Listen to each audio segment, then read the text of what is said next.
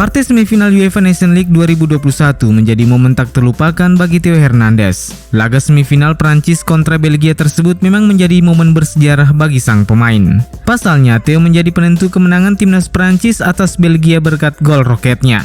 Pada laga tersebut, timnas Prancis menang dengan skor tipis 3-2 atas Belgia. Sang juara dunia sempat tertinggal 2 gol di babak pertama lewat gol Yannick Carrasco dan Romelu Lukaku. Namun pasukan Didier Deschamps berhasil menyamakan kedudukan di babak kedua berkat gol Karim Benzema dan gol penalti Kylian Mbappe.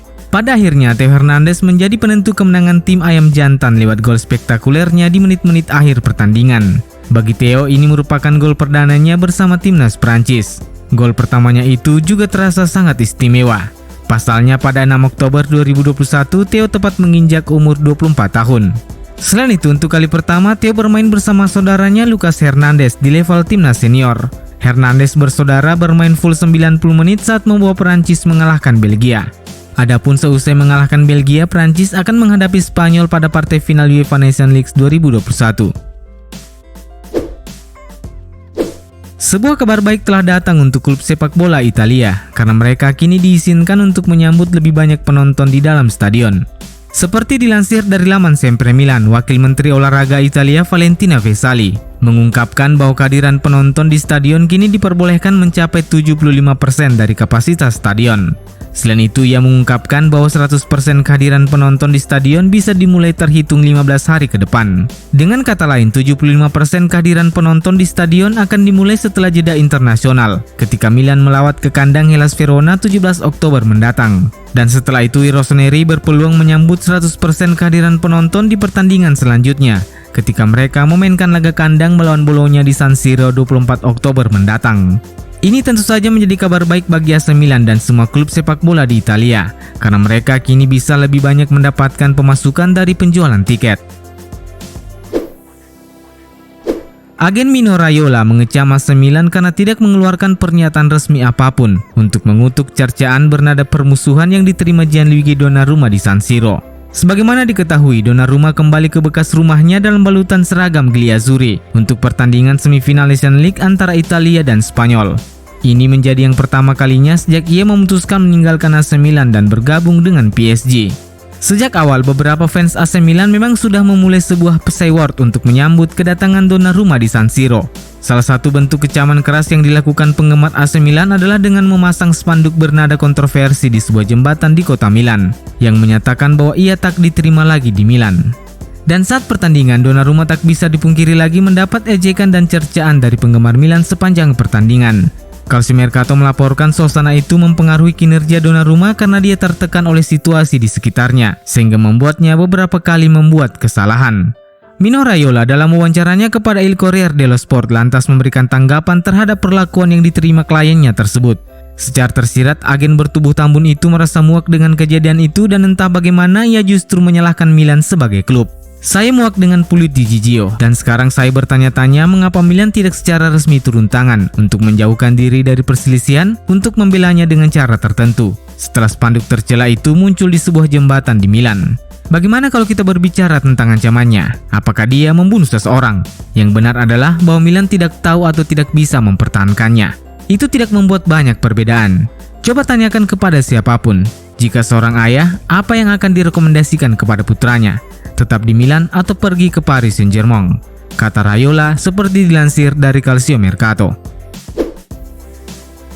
Tak cuma persaingan di lapangan hijau, AC Milan dilaporkan juga berusaha unggul dalam hal fasilitas latihan dan fasilitas medis bagi pemain.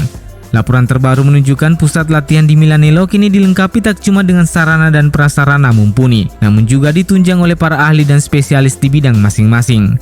La Gazzetta dello Sport dalam laporannya menulis bahwa tidak ada tim lain yang menyiapkan keatletisan skuad seperti yang dimiliki tim asuhan Stefano Pioli saat ini. Bagaimana tidak, Milan kini mempekerjakan setidaknya 30 ahli di bidang olahraga dan medis. Sekarang ada sosok-sosok baru di latar belakang yang membantu para pemain tetap fit dan terhindar dari cedera. Nama-nama seperti Osti dan Peresuti telah bergabung dengan Filippo Nardi. Sementara tim ini yang berfokus pada kinerja atletik telah diperkuat oleh Marco Luison. Andrea Luppi mengurus pemulihan para pemain yang cedera.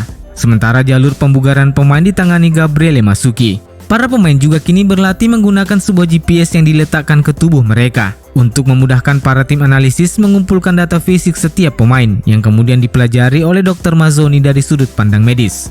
Sementara itu ada drone yang merekam di atas Milanello untuk mempelajari pola dan postur pemain dalam berlari untuk mencegah cedera di masa depan.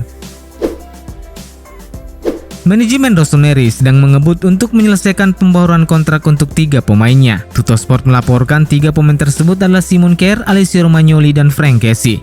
Ketiga pemain tersebut memiliki kontrak yang akan usai akhir musim ini. Untuk Simon Kjær, negosiasi dengan pihak sang pemain mungkin tidak terlalu mengkhawatirkan, karena bek tengah asal Denmark itu secara prinsip masih ingin bertahan di Milan. Sementara untuk Frank Kessie, situasinya sedikit lebih rumit karena ada perbedaan mendasar antara permintaan dan penawaran di antara kedua belah pihak.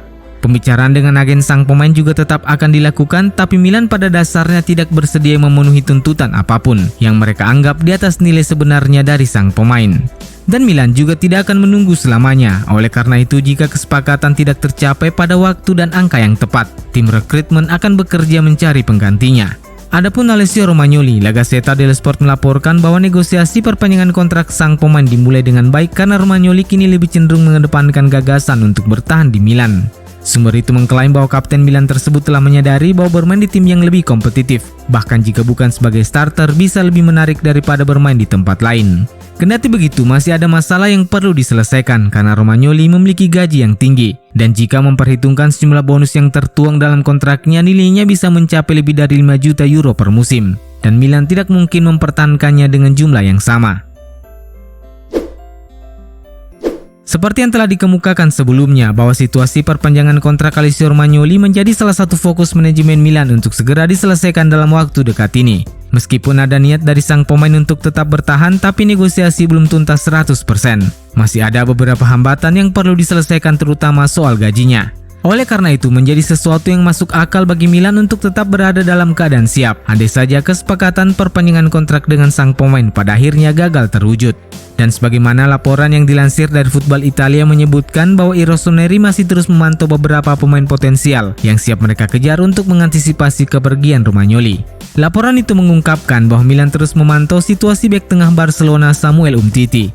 Masa depan pemain asal Prancis itu bersama klub Katalan kian bertambah rumit. Umtiti tak lagi masuk dalam rencana pelatih Ronald Koeman dan Barcelona gagal menjualnya di musim panas lalu.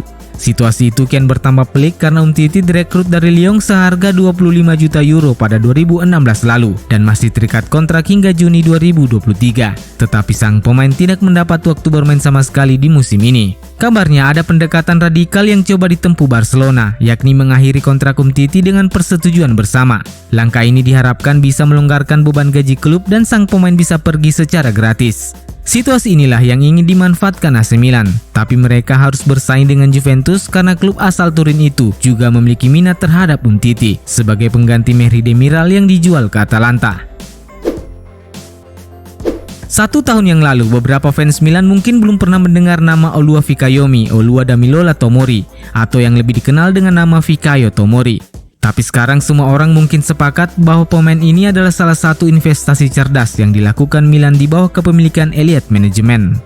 La Gazzetta dello Sport dalam editorial terbarunya menulis bagaimana pemain asal Inggris itu memulai kehidupan barunya di Milan. Meski awalnya datang sebagai pemain pinjaman, namun Tomori benar-benar menunjukkan sikap profesionalismenya. Ia selalu datang tepat waktu, baik di sesi latihan maupun menjelang pertandingan. Kedisiplinannya itu juga ia tunjukkan di atas lapangan. Tak hanya disiplin menjalankan tugasnya mengawal lini pertahanan, tapi fakta bahwa ia baru menerima kartu kuning pertamanya bersama Milan ketika melawan Atalanta, atau setelah melewati 30 pertandingan bersama Rossoneri. Bersama Simon Kjær, ia membantu McMahon beradaptasi dengan relatif mudah, dan Milan setidaknya kini memiliki salah satu barisan belakang paling tangguh di Italia musim ini. Sekarang Tomori tampaknya telah menjadi sebuah simbol baru dari proyek yang dipimpin oleh Maldini dan Massara. Keputusan pasar yang cerdas dan investasi yang tepat. Ia datang dengan biaya 28 juta euro, tapi harga itu sepertinya terbayar lunas jika menilai kontribusinya bersama tim. Usianya baru 23 tahun, tapi kini ia menjadi pilar penting di dalam tim. Kepribadian, tekad, kerja keras, dan kedisiplinannya itu bisa menjadi role model bagi pemain-pemain baru Milan yang akan datang. AC Milan telah mengarahkan pandangan mereka untuk mengontrak pemain yang sepertinya bisa menjadi sensasi baru yang datang dari Red Bull Salzburg.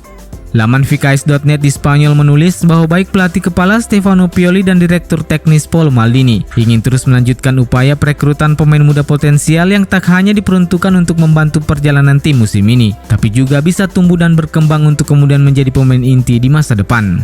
Salah satu nama terbaru yang muncul dalam daftar keinginan Rossoneri adalah Brenden Aaronson, salah satu talenta muda milik Red Bull Salzburg. Setelah sukses mengorbitkan pemain-pemain seperti Sadio Mane, Dayot Upamecano, dan tentu saja Erling Haaland, Brenden Aaronson nampaknya menjadi salah satu sosok yang dipercaya bisa mengikuti jejak para pendahulunya.